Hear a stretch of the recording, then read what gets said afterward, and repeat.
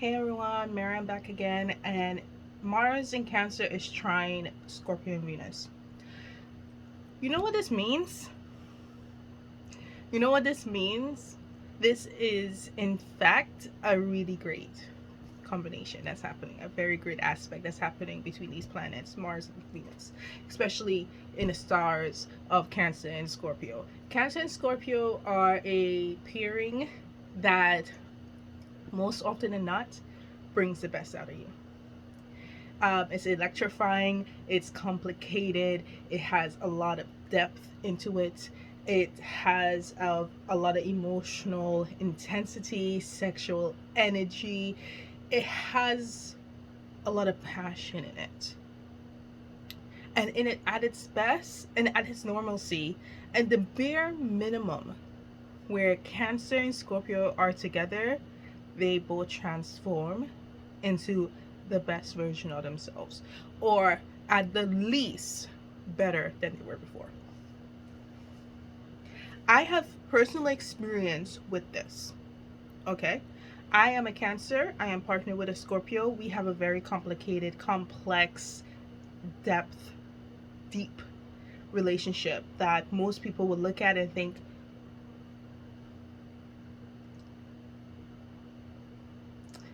that doesn't seem right.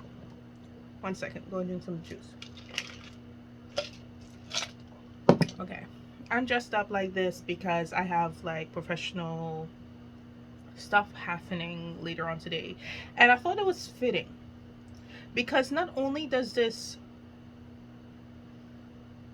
transit, this aspect that's happening affects your relationships. Sure, I was able to open myself up emotionally to my partner and let them know how I felt about certain things, right? Before, I didn't have the words, I didn't have the capacity to dig that deep. I let them know, hey, yes, this was something that was talked about. Yes, you said sorry, but I still had a lot of healing to do, and I still had to forgive you. I wasn't ready to say I forgive you when you said I'm sorry. And yes, I let you step back without forcing communication because I needed you to go in your way, go back a little bit for me to focus on me and for you to focus on you. And from that, we have experienced a lot of growth and a lot of material things in our lives had gotten better in just a short amount of time. Only a Cancer and Scorpio will be able to have that push and pull, that kind of dynamic with them, and still make it work, and still have it become something greater. A lot of people want their relationships to be superficial. A lot of people want their relationships to just be um, easy. Many people are not able or willing to go deep and to view themselves as authentically as they are, as messed up as they are, and see those parts, still love it, still take it with them, and make it beautiful. Okay? Yes, this aspect has a lot to do with your relationships. I can also see this aspect has to do a lot with your professional, your career, your money. And I working last night because I work overnight sometimes, late night shifts sometimes, because I work in an emergency department doing clinical documentation work. I'm like a clinical document technician, right? And so sometimes I need to be there late at night during the hours where the providers are working, because the emergency department, as you know, is open 24 hours, 365. 365. Okay. I had some downtime. I'm grateful enough and lucky enough to have a job straight out of grad school that is part-time, able for me to get my foot in. Let's see what's going on here. Let's get some clinical experience. Let's get some clinical exposure, so to speak, right? Let's see what's going on here. Do I want to do this? Okay. Like a career explorer. I like to take my time to see what I like to do. A lot of people go into a career, and this is a lot of feedback I get. I'll go and the meat of this is going to happen. Trust and believe.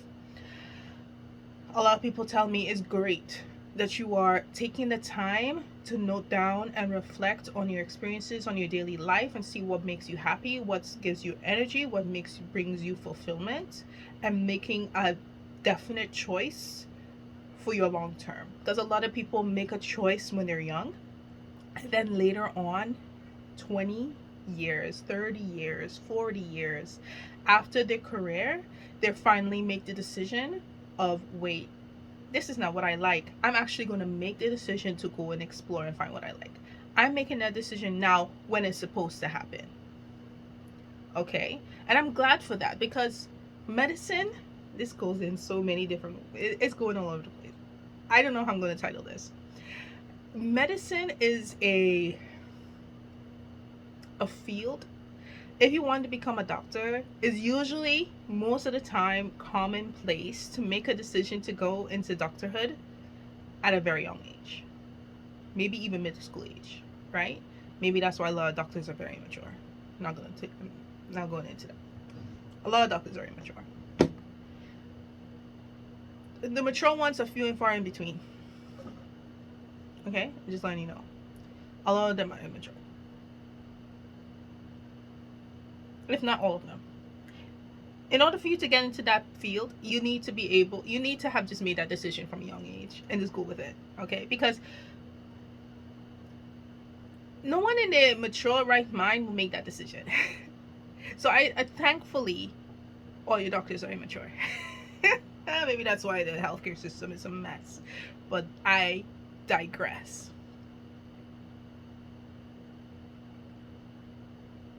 So I had some long time doing my work. Okay? This position is usually undergrads, people who are in school already, people who's like, I want to become a doctor. Let's see what's it about. I'm really good at school and everything, and I have my degree in this, and I'm really interested in this. So let's see where this goes. And a lot of people tend to go into doctorhood afterwards. So there's a lot of downtime doing your job. So they expect you to be studying, to be doing assignments, blah blah blah. Me, I take this time. My assignment's on me. I'm my whole job. I'm my whole degree. Okay, I'm a whole PhD. Okay, so I'm working on me 24/7. All right, every chance I get, I'm working on me. And so I was looking at biotech companies in the area. All right, I was looking up. Let me get into this. Let me see. Consulting maybe. Let's see what that's like. You know what I mean? I did everything. I did the lab work. Hated it. Research, hated it. Okay, let's see management. Let's see consulting. Let's see, let's solve some problems. Let's see how I can do that, right? And so, did that. Drink again.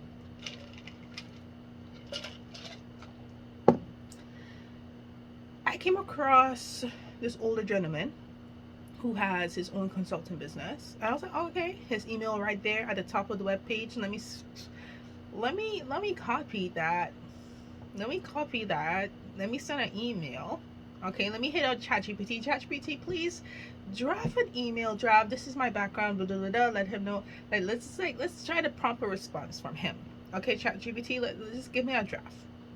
ChatGPT came through, edited up, make it look like it was me who wrote in that AI. Sent it.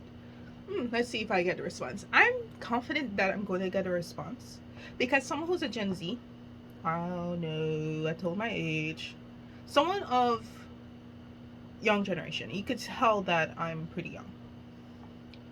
Someone of a Gen Z, we are typically looking for workplaces that gives great training, gives great mentorship, that's inclusive, that has diversity. All in all, what we want is a healthy relationship, a healthy workplace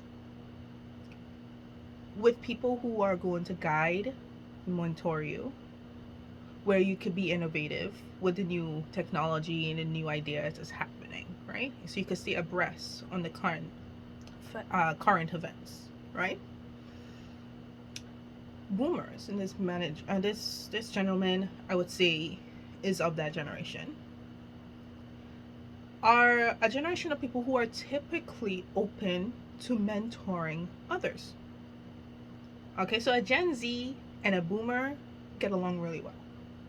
Boomers have the experience, they have a wealth of experience, and they want to let people know about it. They want people to know, they want to share it.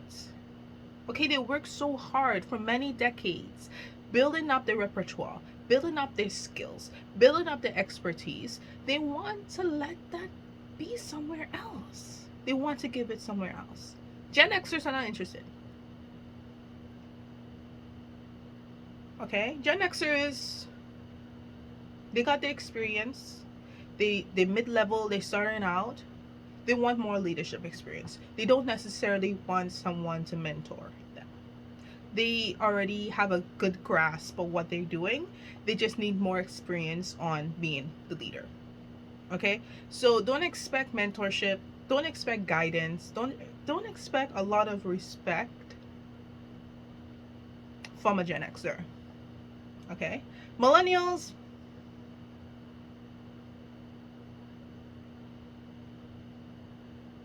let me just leave it at that. Millennials are probably the one generation of people who started out, but like they have enough. They have enough to say like, okay, I'm sorry, now I'm still not competent as much, but I like to make it seem like I am, but I really don't know what I'm doing, and I just want to like get into it, learn some more stuff, but I'm not necessarily in a position where I feel like I can mentor someone. So don't expect any type of mentorship guidance from millennial. They don't know what they're doing. Okay? Gen Zers are receptive. Gen Zers are receptive to learning. And boomers are willing to help. Okay, the best experience I have working with a provider was someone who is a boomer. Okay? He's a boomer and he let me know from jump that he's ready to teach me. He's ready to guide me. Only a boomer did that for me. Millennials, Gen Xers, they don't know how to do it. They don't. Okay, they're not there yet. They're not. So, back to what I was talking about. I saw this older gentleman who has his own biotech consulting firm in the area, and I decided to message him with the help of ChatGPT helping me with the words. Okay? He came through. He came through. I sent him one message, and the next morning I got this long message about his story and his background and a lot of advice and everything like that. This man retired. He has nothing else to do. He's not working for anyone anymore. He worked for himself. So of course he has nothing.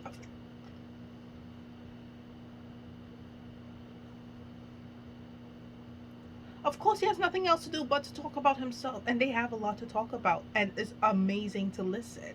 Please listen to your boomers.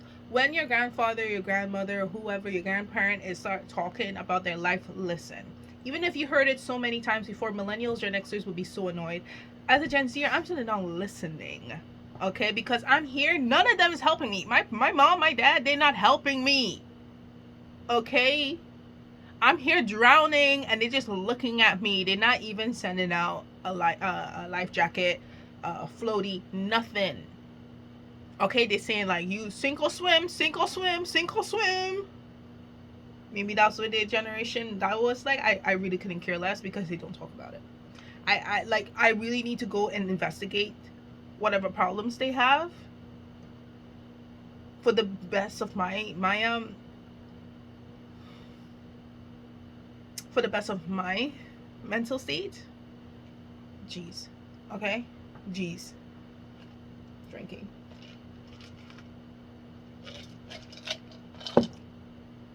So that's that. That's thought. Mars in Cancer, Trine, Venus in Scorpio is such an amazing transit. It brings out so much confidence, it brings out so much passion, it brings out revelations after revelations. I am finally home alone. No one's home. Not no one's home. I am free. It feels so peaceful. I'm here. No one is bothering me. You're not hearing any type of noise in the background. I'm here and I'm loving it. I'm loving it. Quick and short for you. If you saw this, that means you are interested in astrology, you're interested in self development for yourself from people who have done it. Okay? And you want to see how transits specifically look for you in this environment, right? You want real world examples of how things can look for you during a transit, right? And I'm here to provide a story time. I'm here to provide personal accounts for your viewing pleasure. Okay? Share to someone who you think might be interested. Like to show that you like this. Subscribe to stay in touch. Comment to let me know what you want to see more or just anything. Okay? You can even troll in the comments. I might troll back. Bye bye. See you in the next one.